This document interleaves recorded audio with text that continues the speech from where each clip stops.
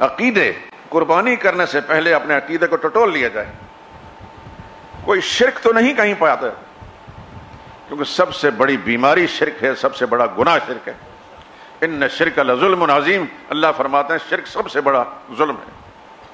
انہ من یشرک باللہ فقد حرم اللہ علیہ الجنہ، سن لو جس نے اللہ کے ساتھ کسی کو شریک بنا اللہ اس پر جنت حرام ٹھہرا دی. یہ اللہ کا فیصلہ ہے.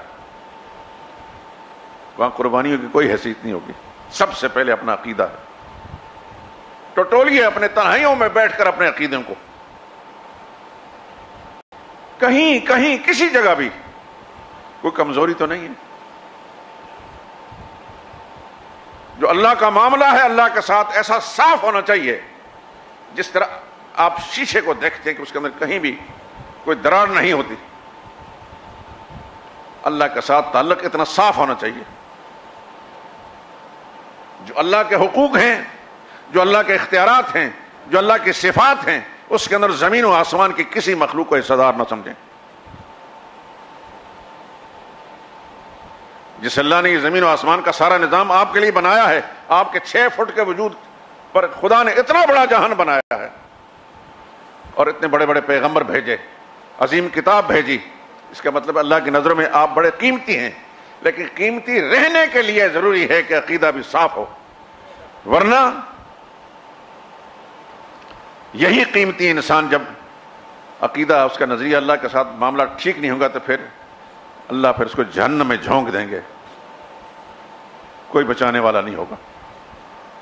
اگر ابراہیم خلیل اللہ جیسا عظیم پیغمبر، اس کا باپ مشرک ہونے کی وجہ سے اللہ تعالیٰ نے اپنے نبی کا لحاظ نہیں کیا کہ اس نبی نے اتنی بڑی قربانیاں دی، اس کا لحاظ رکھ کر چلو اس کے باپ کو چھوڑ دیتے ہیں. نہ، اللہ کا یہ اٹل قانون ہے کہ کسی کا لحاظ رکھ کے اللہ تعالیٰ کسی مشرک کو معاف نہیں کریں گے.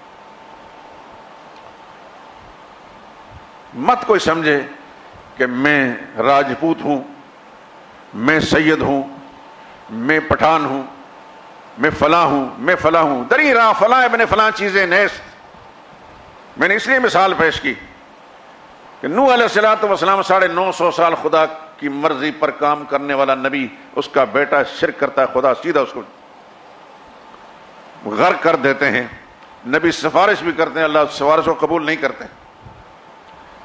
محمد رسول اللہ صلی اللہ علیہ وسلم کے چچاؤں ابو لہب تو جیسا تھا ہی تھا، اس کی مذمت قرآن کریم میں صورت موجود ہے، قیامت تک رہے گی.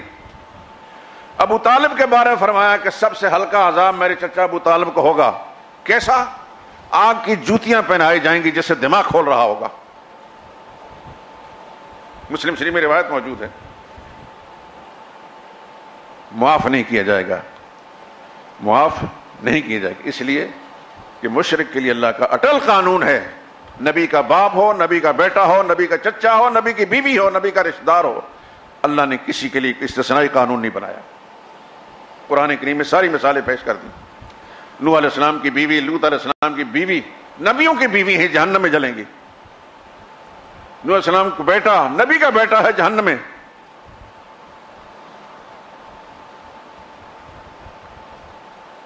اس لیے قربانی کرنے سے پہلے اللہ توفیق دے آپ کو، لیکن اس سے پہلے یہ جو میری گزارشات معروضات ہیں، میرے اللہ نے مجھے اس مسجد میں بھیج کر 45-46 سال سے یہ کام لیا ہے. بس ایک دعا ہے کہ اللہ قبول کر لے. مجھے کسی سے واہ واہ نہیں چاہیے، صرف اللہ کے ہاں قبولیت چاہیے. کوشش میں نے پوری دیانتداری امانتداری سے کی، میرا رب جانتا ہے. ہر مسلمان، آپ تو میرے محبوب ہیں کہ اپنے گھروں کو چھوڑ کر، اپنی دکانوں چھوڑ کر یہاں آئیں، لیکن جو یہاں نہیں آتا اس کے لیے میرے دل کا جذبہ ایسا ہی ہے کہ یا اللہ سب اس کے عقیدے ٹھیک کر دے، اس کا عمل قبول ہو جائے، وہ خدا کی پکڑ سے بچ جائے. قربانی کریں گے آپ انشاءاللہ، تو اس سے پہلے ذرا اپنے حالات کا جائزہ لے لیں. اس سے پہلے اپنے حالات کا جائزہ لے لیں. اللہ کے ساتھ جو معاملہ ہے آپ کا، اس کو اتنا صاف اور کلیر رکھیں کہ درمیان میں کوئی حائل نہ ہو. اللہ کے ساتھ محبت ہے، بولیے نبی کریم صلی اللہ علیہ وسلم سے محبت ہے؟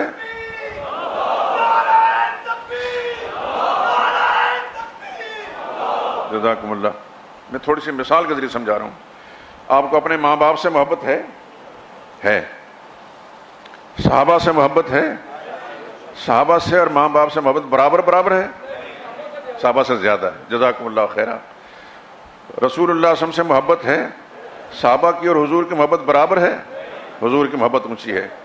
رسول اللہ سے محبت ہے اور رسول اللہ سے محبت ہے. یہاں پھر کیا کریں گے؟ یہ ہے بڑا امتحانی موقع. قرآن کہتا ہے والذین آمنوا اشد حبا للہ. جو ایمان والا سب سے زیادہ اللہ سے محبت رکھتا ہے، کیونکہ انبیاء ہوں، صحابہ ہوں، شہداء ہوں، یہ سب مخلوق ہیں اور اللہ خالق ہے. خالق کا معاملہ سب سے بلند و بالا ہوگا. وہاں کے قریب ہی کسی کو نہیں بھیجیں گے.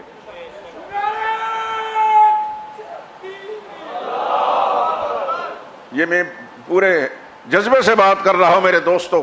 شاید گواہی تو آپ دیں گے کہ اس سے پہلے کہیں بھی آپ نے یہ بات نہیں سنی ہوگی. میں قرآن کی آیت کے حوالے سے بات کر رہا ہوں. ساری کائنات کے انسانوں سے بڑھ کر نبی سے محبت ہے صلی اللہ علیہ وسلم. لیکن جہاں تقابل ہوگا خالق اور مخلوق کا تو پھر خالق کا معاملہ سب سے اوپر ہوگا. اس لیے خالق کی عبادات کا معاملہ بھی آپ نبی کی عبادت نہیں کریں گے، اللہ کی عبادت کریں گے. نبی کی نعت پڑھیں گے، نبی کی حمد نہیں کریں گے. الحمد للہ. حمد کس کی ہے؟ صرف اللہ کی ہے. میں فرق سمجھا رہا ہوں. حمد صرف اللہ کی ہے، نبی کی نعت ہے، نبی کی تعریف ہے صلی اللہ علیہ وسلم. سجدہ صرف اللہ کو کریں گے، حضور کو سجدہ نہیں کریں گے.